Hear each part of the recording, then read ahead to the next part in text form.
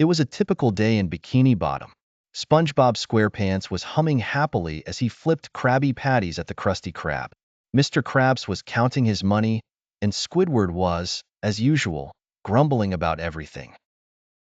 The sun was shining, the jellyfish were buzzing, and everything seemed perfect. That was until Sandy Cheeks burst into the Krusty Krab, out of breath and excited. "SpongeBob, you'll never believe what I found!" she exclaimed, waving a piece of old parchment in the air. SpongeBob's eyes widened. "What is it, Sandy?" "It's a map," she said, "a treasure map, and it looks like it leads to a sunken ship somewhere in Goo Lagoon." Excited by the prospect of an adventure, SpongeBob and Sandy quickly gathered their friends. Patrick Star was eager to join, as was Mr. Krabs, who was immediately drawn to the idea of treasure. Even Squidward, though reluctant, was convinced to come along, hoping for some peace and quiet away from the Krusty Krab. Equipped with diving gear and Sandy's underwater gadgets, the group set off for Goo Lagoon. The map led them to a secluded part of the lagoon, where the water was darker and the seabed littered with rocks and old shipwreck debris. After hours of searching, they finally saw it, the outline of a large, ancient ship half buried in the sand. It was covered in seaweed and barnacles, and looked like it had been there for centuries. "Wow," breathed SpongeBob. "This must be it." They swam closer, entering the ship through a large hole in its side. Inside, the ship was dark and eerie, with creaking wood and the occasional flicker of light from a bioluminescent fish. In the ship's hold, they found an old chest. Inside was not the treasure they had hoped for, but a riddle written on a piece of parchment. "To find the treasure, you must be wise. Look where the sea meets the skies." "Looks like we have to solve this riddle to find the real treasure," said Sandy. Squidward sighed. "Great. Riddles. Just what I needed."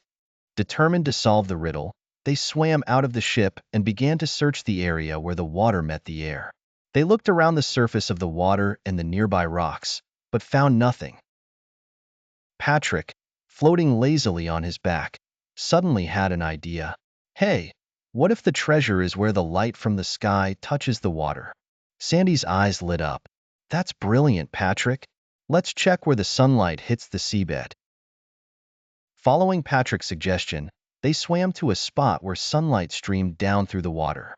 There, hidden under a rock, they found another chest.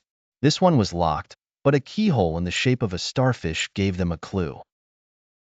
"Starfish key? Where are we going to find a starfish key?" wondered SpongeBob. Patrick looked at his friend. "Hey, I know where to find starfish." He led them to a part of the lagoon teeming with starfish. After searching for a while, they found an old, rusty key hidden among the rocks, shaped exactly like a starfish. With the key in hand, they returned to the chest and unlocked it. Inside, they found glittering jewels, golden coins, and ancient artifacts. Among the treasures was a journal, detailing the adventures of a pirate named Captain Seamus, who had hidden his treasure here long ago. Mr. Krabs was ecstatic, already dreaming of how much the treasure was worth.